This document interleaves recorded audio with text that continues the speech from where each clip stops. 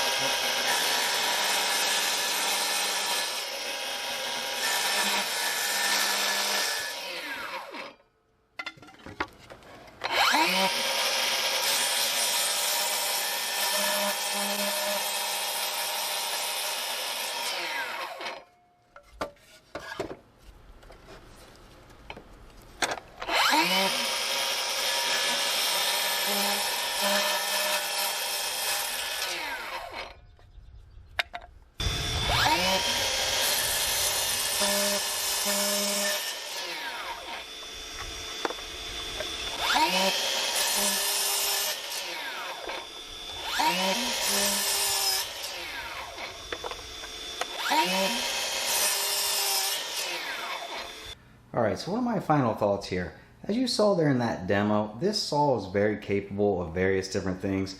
I know a lot of times people refer to these as trim saws, and most of the time when you're using a 7¼ inch miter saw, yes, you are going to be using on trim. But as you saw there, I cut some 4x4s, some 2x4s, we bevel cut some 2x material, and we were even using some 3/4 inch plywood. And I also had a 1x16 1/2 inch birch plywood back here that we are able to cut as well. You know, you just got to flip it up, or in snares where you can lift up the board. So there's a lot of different things that you can do with these saws. It's just not a trim saw, so just keep that in mind. You saw there on each one of those demos, it went right through the material, no problems asked, and all I was using was the base blade that came with the saw, which was the 24th.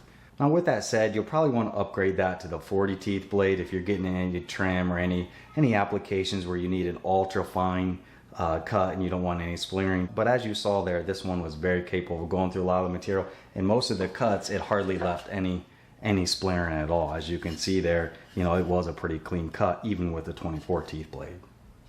In regard to a couple of the negative comments that I saw out there on this saw, the one was the visibility on this plate down here. I can see on occasion if the sun was hitting it at the right direction, yeah, it might be a little bit difficult. But honestly, that doesn't really look any different than any of the other miter saw gauges I've saw on any of my other DeWalt miter saws, etc. there. So really, I didn't see any problems with that. The one other negative that I saw out there was in regard to the dust collection. As you saw there in that demo, when we had our bag on there, it was able to get a decent amount of it out of there. We hooked up our shop vac, it was a little bit better.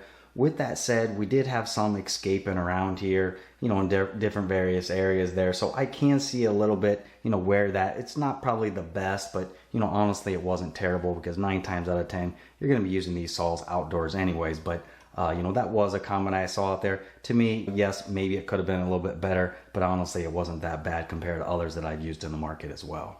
Then one of the last negative comments that I did see before I purchased this, and I've used this, like I said, for the last couple weeks, I probably cut 200 or 300 times on it, and people claim that, you know, theirs was out of square and they couldn't keep it square. You know, mine has not moved an inch anywhere on any of the sides, and even in the center here, if we put our framing square up here,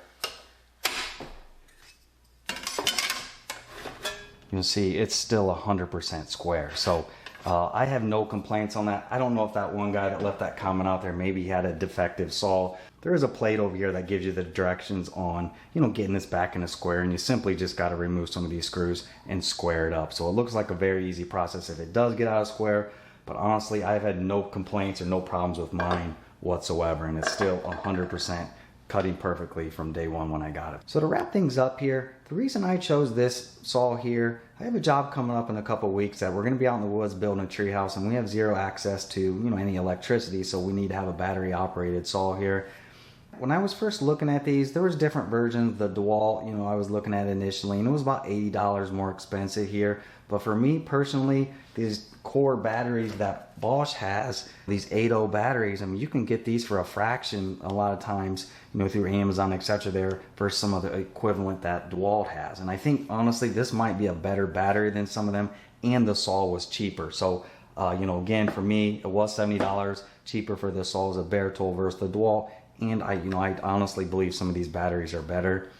The other thing is I like the size of it. They do make some bigger ones, a 10 inch and a 12 inch as well, which I'm sure those are great saws, but you know, the bigger they get, the more expensive they are. So around this $300 range, and how mobile it is, where you have handles, you know, down here and up here. I mean, this thing only weighs 26 pounds and you can very easily move it around wherever you want. So that was one of the biggest deciding factors for me when I was looking at this.